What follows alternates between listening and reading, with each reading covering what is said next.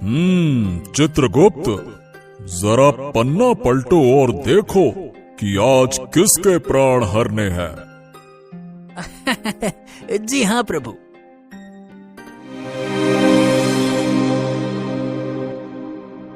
महाराज, मृत्युलोक में एक कमजोर गधा है, परंतु महाराज वो आपका परम भक्त है। काम से बचने के लिए ही सही, पर रोज आपको याद जरूर करता है। आज उसे दर्शन देकर उसके पन्ने का हिसाब खत्म कर दीजिए प्रभु। वाह! मृत्युलोक पर ऐसा भी प्राणी है जो मेरी भक्ति कर रहा है। वाह! हाँ प्रभु, आप तो वो देखिए। अरे चल रे धनुआ, आज बहुत काम है और बहाने मत बनाना। अरे नहीं नहीं नहीं, आज फिर मेहनत करनी पड़ेगी। हाँ, मुझे कुछ तो करना होगा। रामू भैया, मेरे पैर में बहुत दर्द हो रहा है, मैं ठीक से चल भी नहीं पा रहा हूँ। अरे रे रे रे रे रे, मेरी लीला खत्म करो यमराज और मुझे दर्शन दो। ओफो, फिर शुरू? अरे रोज रोज तू यही ड्रामा करता है। सीधे से चल, कुछ नहीं हुआ है तुझे, चल। धनुआ का बहानेबाजी का सिलसिला यूं ही चलता रहता। कभी पेट दर्द तो कभी पैर में तकलीफ। हर दिन उसका कुछ न कुछ नया नाटक लगा ही रहता था।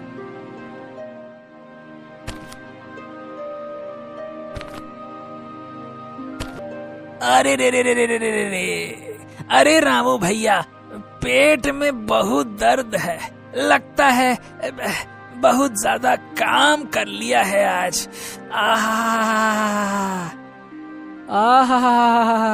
अबे तूने अभी काम किया ही कहाँ है? अभी तो सिर्फ यहाँ तक आया है, काम तो अब करना है तुझे। चल, बड़ा आया, बड़ा काम कर लिया।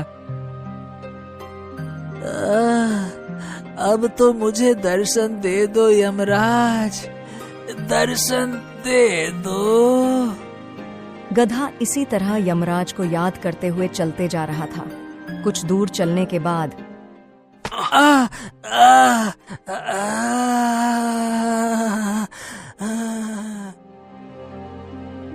अरे धनुआ, क्या हुआ तुझे? चल उठ। अरे देख, गांव के सब लोग आ गए हैं। चल चल चल, उठ, चल उठ।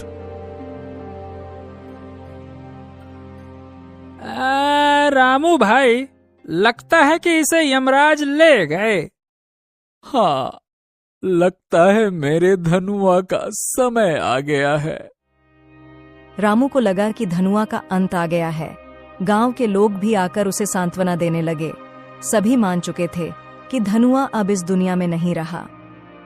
चलो भाई, अब रस्सी ले आओ, इसके अंतिम यात्रा की तैयारी करते हैं। ले आओ।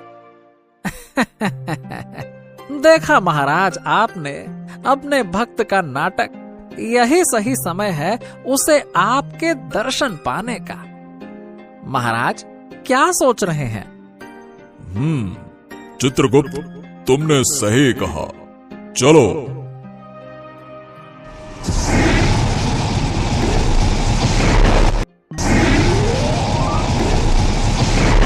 यमराज को प्रकट होते देख गांव वाले डर से अपने कदम पीछे कर लेते हैं। तेरी भक्ति से मैं बहुत प्रसन्न हूँ धनुआ। इस तरह रोज रोज मुझे याद करने से तुम्हारी फरियाद पूरी हो गई। आज तुम्हारा समय समाप्त हो गया है। चलो मेरे साथ। अरे रे रे रे रे, ये तो सच में यमराज आ गए। अरे महाराज, इस बात को इतना सीरियसली लेने की जरूरत क्या थी?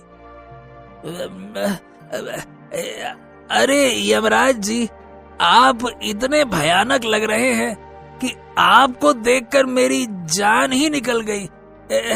क्या आप थोड़ी देर आराम से बात नहीं कर सकते?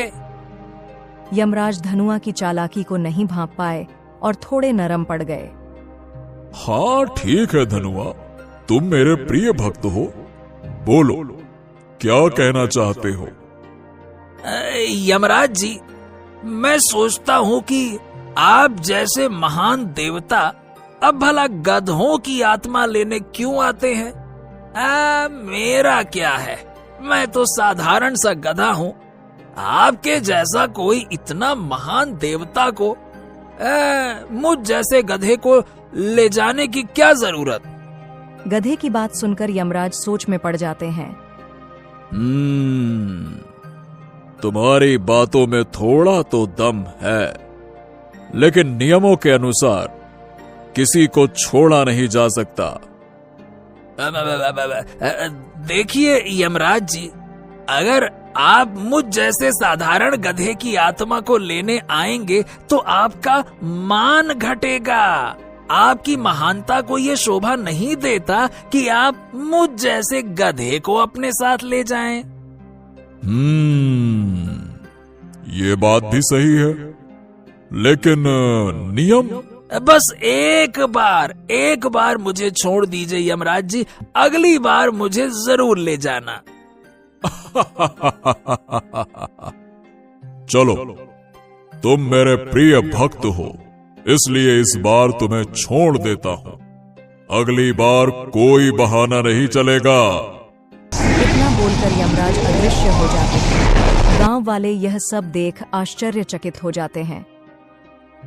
अरे वाह धनुआ वाह, तू तो बड़ा चालाक निकला, यमराज को भी चकमा दे दिया। रामू अपने गधे को जीवित देख बहुत खुश होता है और उसे लेकर घर आता है। अगले दिन। अरे वाह, कल का मेरा बहाना कितना शानदार था, यमराज जी को भी चकमा दे दिया। अब तो हर दिन ऐसा ही कुछ करना पड़ेगा। अगले कुछ दिनों तक धनुआ बिना मेहनत किए यमराज के डर के बहाने बनाकर रामू से बचता रहा, लेकिन उसका आलस्य और चालाकी आज एक नया मोड़ लेने वाली थी।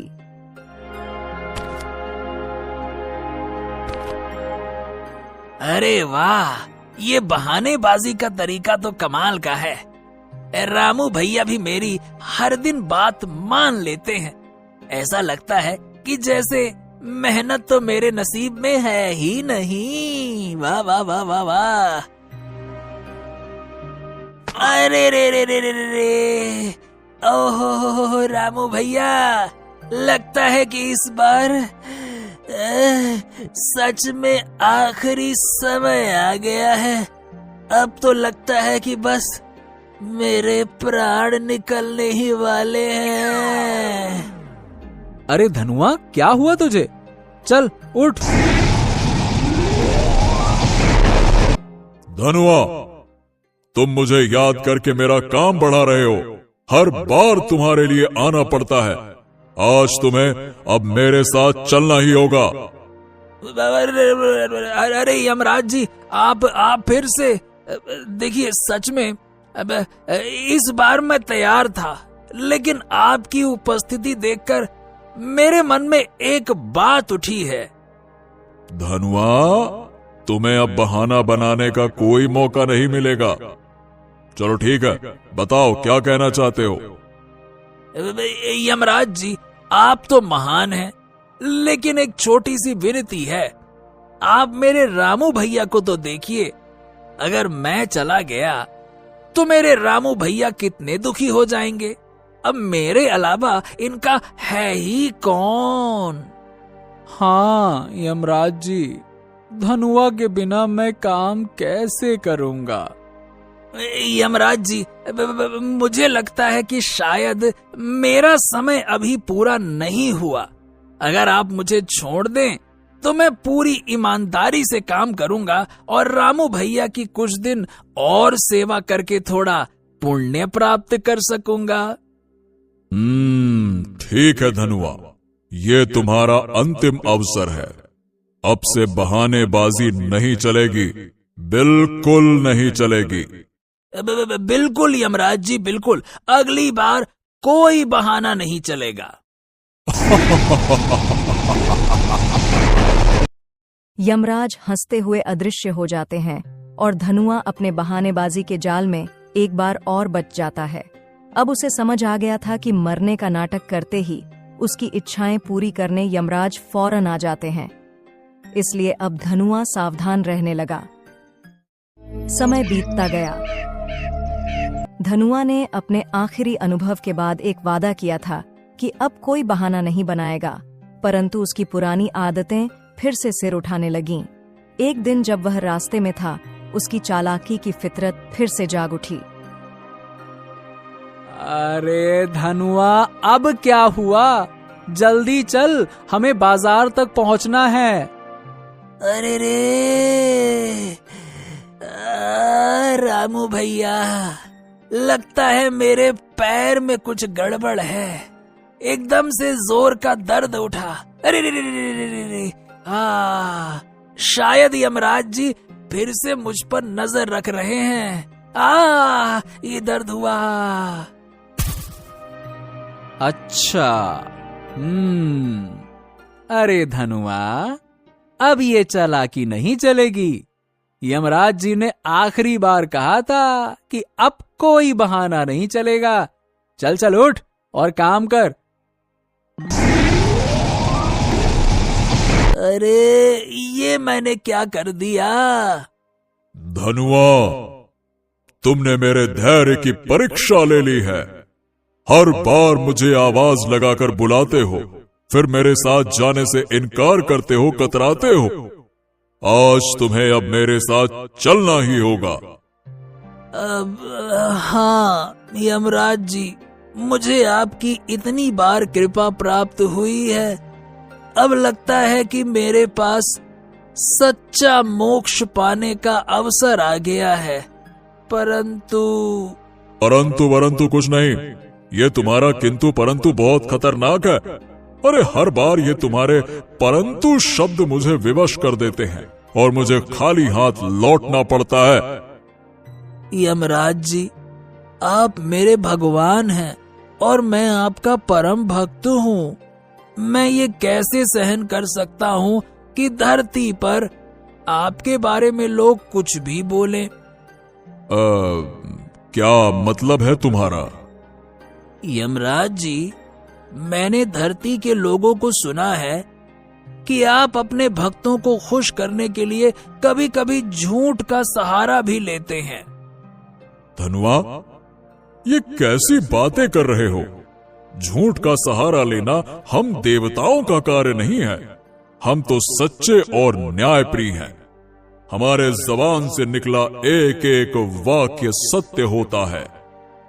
नहीं यमराज जी, मुझे तो यकीन नहीं होता।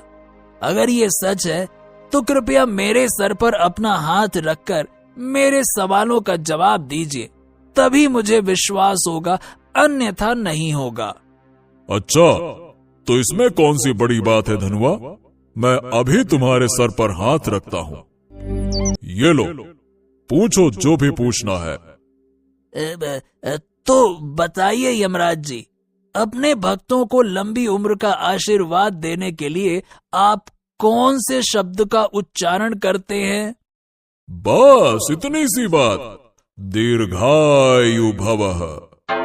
अरे महाराज, आपने ये क्या कर दिया? इस गधे को दीर्घायु का वरदान दे दिया। महाराज, आप ही ने कहा है कि आपके मुख से निकली एक एक बात, एक एक वाक्य सत्य होता है। अब तो आपने मेरे सर पर हाथ रखकर दीर्घायु का वरदान भी दे दिया है। अब तो आप अपने वचन से नहीं मुकरेंगे, है ना प्रभु? अरे धनुआ, तू तो बड़ा ही सयाना निकला। अपनी चालाकी से आज तो मुझे भी मात दे दी और ऐसा आशीर्वाद लिया जैसे ब्याज समेत उधार वसूल कर रहा हो। सच में भक्त चाहे साधारण हो या बड़ा, भगवान को तो उसके प्रेम और भक्ति के आगे झुकना ही पड़ता है। ये आज मैंने अपनी आंखों से देख भी लिया। यमराज मुस्कुराते हुए वापस लौट गए और धनुआ ने लंबी उम्र का वरदान पाकर आराम से अपनी जिंदगी बिताना शुरू कर दिया।